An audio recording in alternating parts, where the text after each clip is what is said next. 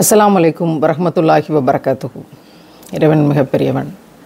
இந்த கடைசி 10ல் எத்தனை எத்தனை எத்தனை தீர்வை, படிப்பினைகளை, அத்தாட்சிகளை, ஆறுதல்களை, தெளிவினை, பதில்களை எத்தனை தந்துடுறான். நீங்கள் வாழ்க்கையில் ஏதாவது பெரிய பிரச்சனையில் இருக்கிறதான்னு நினைக்கிறீங்களா? நீங்கள் கவலையில் இருக்கீங்களா? எனக்கு மட்டும் ஏன் இப்படி நடக்குதுன்னு நினைக்கிறீங்களா? வாழ்க்கையில் ஏதோ ஃபுல்ஃபில் ஆகாத மாதிரியே நீங்கள் உணர்றீங்களா? ஏதோ ஒரு சோர்வுலையே இருக்கீங்களா? இது நமக்கு கிடைக்கலையே அப்படிங்கிற கவலையில் இருக்கீங்களா? வாழ்க்கை சரியாக அமையலைங்கிற வருத்தத்தில் இருக்கீங்களா? பிள்ளைகள் சரியில்லையேங்கிற பதட்டத்தில் இருக்கீங்களா? கடனில் இருக்கீங்களா? நோயில் இருக்கீங்களா? வேறு என்ன பிரச்சனையில் இருக்கிறதா நீங்கள் நினைக்கிறீங்க? இந்த வீடியோவை பாருங்கள். இந்த காணொளியை பாருங்கள். ஒரு சின்ன பையன் தன்னுடைய தாயினுடைய மண்ணறையில் இரவு நேரத்தில் படுத்து தூங்குறான். இருட்டில் அவனை கண்டுபிடிச்சிட்டு ஏன் இங்கே படுத்திருக்க, ஏன் இங்கே தூங்குறேன்னு கேட்கும்போது அந்த பையன் சொல்கிறான், என் அம்மாவோட மடியில் நான் படுத்து தூங்கணும்னு நினைக்கிறேன், அதனால் நான் இங்கே தூங்குறேன் அப்படின்னு சொல்கிறான். பலஸ்தீனிய போரில் தாயை இழந்த குழந்தையுடைய நிலைமையை பார்த்தீங்களா? என்ன மாதிரியான ஒரு தாயும் பிள்ளையும் இனி இந்த குழந்தையால் என்ன செய்ய முடியும்? தன்னோட தாயை அடைய முடியுமா? தன்னோட தாயின் மண்ணறையில் இந்த மடியில் தலை வைத்து தூங்கணும்னு நினைக்கிற அந்த பிள்ளையினுடைய மனநிலையை யோசித்து பார்க்கும்போது இந்த உலகத்தின் எந்த கவலையும் பெரிதில்லை என்று தான் என் உள்ளத்திற்கு தோன்றுகிறது. என்ன மாதிரியான உலகத்தில் வாழ்ந்து கொண்டிருக்கோம் பார்த்தீங்களா? நம்ம பிரச்சனை தான் பெருசு அப்படின்னு நினச்சி கொண்டிருக்கும்போது கண்ணீரை கட்டுப்படுத்தவே முடியாத ஒரு காணொளி. நமக்கெல்லாம் நம்முடைய பிள்ளைகள் தான் பெருசு. நம்முடைய குழந்தைகளுக்காக நம்ம என்ன வேணாலும் செய்வோம். ஆனால் காசாவில் பலஸ்தீனில் நடந்த போரில் 43,000 பேர் கொல்லப்படுறாங்க. 17,000 குழந்தைகள் பெற்றோர்களை இழக்கிறாங்க.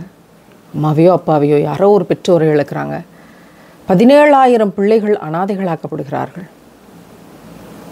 என்னோட அம்மாவோட மடியில் படுத்து தூங்கணும் அப்படின்னு தாயோட கபருக்கு போய் தூங்கக்கூடிய ஒரு பிள்ளை, அந்த பிள்ளை டாக்டர் ஆகணும்னு அந்த தாய் கனவு கண்டா. இன்றைக்கு அந்த பிள்ளைகள் எல்லாம் பல பேர் மனநலம் பாதிக்கப்பட்ட பிரச்சனைகளில் இருக்கிறார்கள் என்று மருத்துவர்களும் விஞ்ஞானிகளும் சொல்கிறாங்க.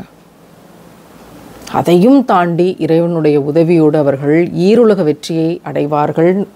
நம்ம என்ன செய்ய முடியும் இதுக்கு அப்படிங்கிற கேள்வி வந்துச்சு அப்படின்னா மறக்காமல் அவங்களுக்காக துவா செய்வோம். கண்ணீர் வடிக்க முடிந்தால் பெரிய பாக்கியம். நம்ம பிரச்சனை ஒரு பிரச்சனையா? இந்த பிள்ளைகளுடைய மனநிலையிலிருந்து, இந்த பிள்ளைகளை இழந்த தாயினுடைய மனநிலையில் இருந்து என்னுடைய பிரச்சனையை இன்றைக்கு நான் பார்க்கிற போது அல்லாஹ்விடம் கதறி கதறி கதறி அழுகிறேன். யா அல்லாஹ், எனக்கு எந்த பிரச்சனையுமே இல்லை. யா அல்லாஹ், எனக்கு எந்த கவலையுமே இல்லை. யா அல்லாஹ், எனக்கு எந்த துன்பமுமே இல்லை. எனக்கு எந்த வேதனையும் இல்லை, எந்த நோவினையும் இல்லை, எந்த துக்கமும் இல்லை, எந்த சோதனையும் இல்லை. நீ என்னை ரொம்ப நல்லா வச்சிருக்கிற இந்த உலகத்தில். அல்ஹம்துலில்லாஹ், நிறைய நன்றி செலுத்துகிறோம். மீதம் இருக்கக்கூடிய இந்த வாழ்க்கையில் இருந்து கடினப்பட்டு கொண்டு இருக்கிறவர்களுக்காக ஏதாவது செஞ்சுட்டு இந்த உலகத்திலிருந்து உன்னை சந்தோஷமாக பார்க்க வரணும். எனக்கு எந்த கவலையும் இல்லை அல்லாஹ் அப்படின்னு சொல்ல தோணுது. இந்த உலகத்தில் நடக்கக்கூடிய ஏதோ ஒரு பகுதியில் நடக்கக்கூடிய அனாதைகள் ஆக்கப்பட்ட குழந்தைகளுடைய வாழ்க்கை.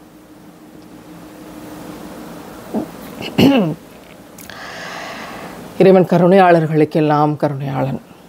மஹதி அலைஹிஸ்ஸலாம் அவங்க எப்போ இறங்கி வருவாங்க, எப்போ உதவி இறங்கி வரும்,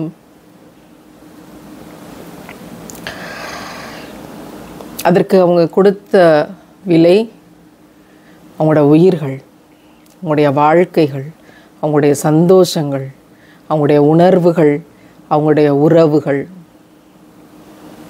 எதுக்காக கொடுத்தாங்க? அல்லாஹ்வோட பாதைக்காக கொடுத்தாங்க. நபிமார்களின் பூமிக்காக கொடுத்தாங்க. தங்கள் மண்ணினுடைய மீட்புக்காக கொடுத்தாங்க. நாம் எதை கொடுக்கிறோம்? நமக்கு நம்ம பிரச்சனை தான் பெருசாக இருக்குல்ல. இது மாதிரி அடுத்து பக்கத்து தெருவில் இருக்க 10 பேரோட கண்ணீர், அடுத்த ஊரில் இருக்க 5 பேரோடைய கவலை, அடுத்து 4-5 மாவட்டம் தாண்டி இருக்கக்கூடிய ஒரு பெண்ணுடைய வலி, இவற்றை உள்வாங்கக்கூடியவர்களாக நம்முடைய உள்ளம் அமைந்து விட்டால் நம்முடைய உள்ளத்தில் சுயநலம் இருக்காது. சுயநலம் தாங்கிய உள்ளத்தால் அவர்களோடு கருணை கொள்ள முடியாது.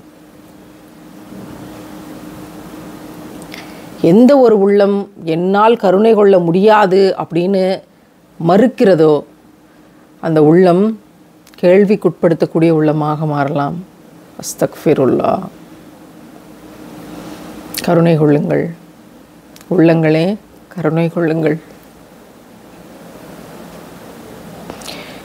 இறைவன் இந்த உடலை படைக்கிற போதே இதயம் என்ற ஒன்றுக்குள் ஒரு காபாவை படைத்தான்.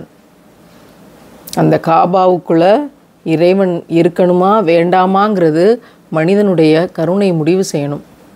அவருடைய கருணையின் சதவீதத்தை பொறுத்து தான் இறைவன் இதயம் என்ற காபாவை படைத்தானே, அந்த இதயம் இறை இல்லமாக இருக்க போகிறதா அல்லது வெற்று இல்லமாக இருக்க போகிறதா அப்படிங்கிறது. கருணை கொள்ளுங்கள் உள்ளங்களே, அதிகமாக கருணை கொள்ளுங்கள். அதிகமாக தான தர்மம் செய்யுங்கள். அதிகமாக இருப்பதை பகிர்ந்து கொடுங்கள்.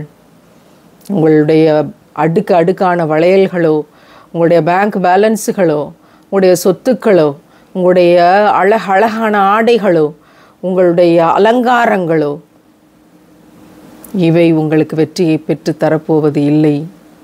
அதோ பலஸ்தீனிலே உயிரை கொடுத்தார்களே, பிள்ளைகளை கொடுத்தார்களே, தாய்களை கொடுத்தார்களே, பிஞ்சு குழந்தைகள், அவர்களெல்லாம் வெற்றியாளர்களாக முந்திக் கொண்டிருக்கிறார்கள்.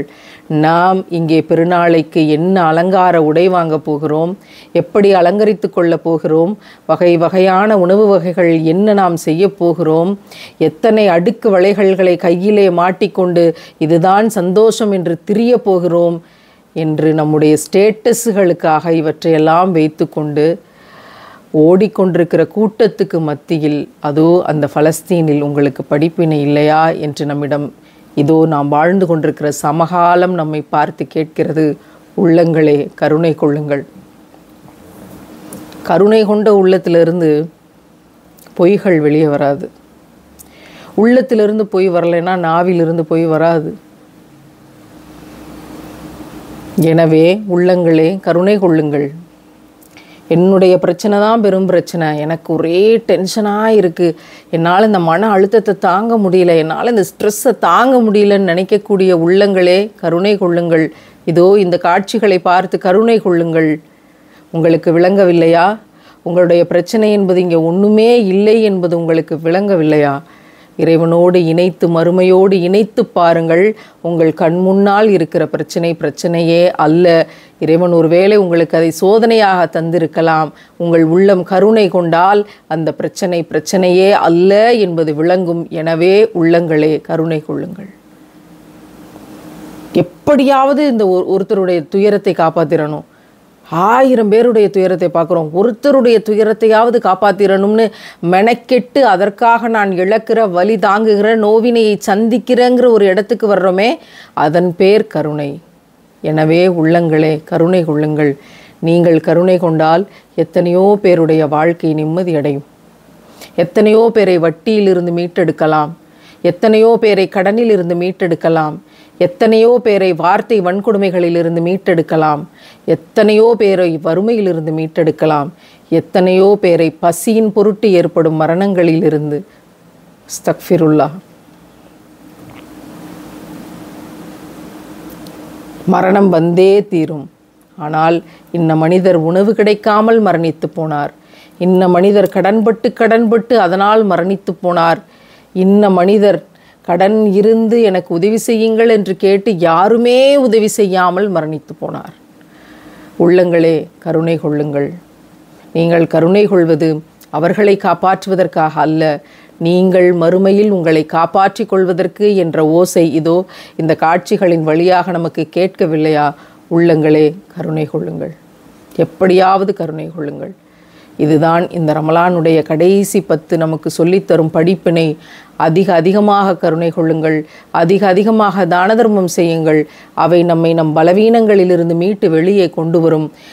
அதிகமாக தான தர்மங்கள் செய்யுங்கள் என்பது நம் உயிரினும் மேலான நபிகள் நாயகம் ஸல்லல்லாஹு அலைஹி வஸல்லம் அவர் நமக்கு கற்பித்து கொடுத்த மிகப்பெரிய போதனை. நரகத்திலிருந்து எங்களை பாதுகாக்கும் வழி என்ன என்று கேட்டபோது அதிகமாக தான தர்மங்கள் செய்யுங்கள் என்று சொன்னார்களே. கருணை கொண்டால் ஒழிய தான தர்மம் செய்துவிட முடியுமா? கையில் இருக்கிற வளையலை கழட்டி கொடுக்க முடியுமா? கழுத்தில் இருக்கும் சங்கிலியை கழட்டி கொடுக்க முடியுமா? பர்சிலிருந்து 500 ரூபாய் நோட்டை நம்மால் அதிகமாக எடுத்து தந்துவிட முடியுமா? கருணை கொள்ளவில்லை என்றால் உள்ளங்களே கருணை கொள்ளுங்கள். அதிகமாக தான தர்மம் செய்யுங்கள். உள்ளங்களே, நீங்கள் வெற்றியாளர்களாக ஆக வேண்டும் என்றால் இதோ அந்த காட்சிகளை பார்த்தாவது கருணை கொள்ளுங்கள். அப்படி நீங்கள் கருணை கொண்டு விட்டீர்கள் என்றால் உங்கள் வாழ்க்கையில் என்ன மாதிரியான பிரச்சனை இருந்தாலும் சரி, எது கிடைக்காமல் போயிருந்தாலும் சரி, உங்கள் கருணை வெற்றி பெறுமே தவிர இந்த காவாளிகளினுடைய நோவினைகள் ஒருபோதும் வெற்றியடையாது. உங்களுடைய பிரச்சனை வெற்றியடையாது, உங்களுடைய கவலை வெற்றியடையாது, உங்கள் துக்கம் வெற்றியடையாது. உங்களுடைய கருணை அதையெல்லாம் வெற்றி கொண்டு ஜெயித்து நிற்கும். எனவே உள்ளங்களே, வைராக்கியமாக கருணை கொள்ளுங்கள்.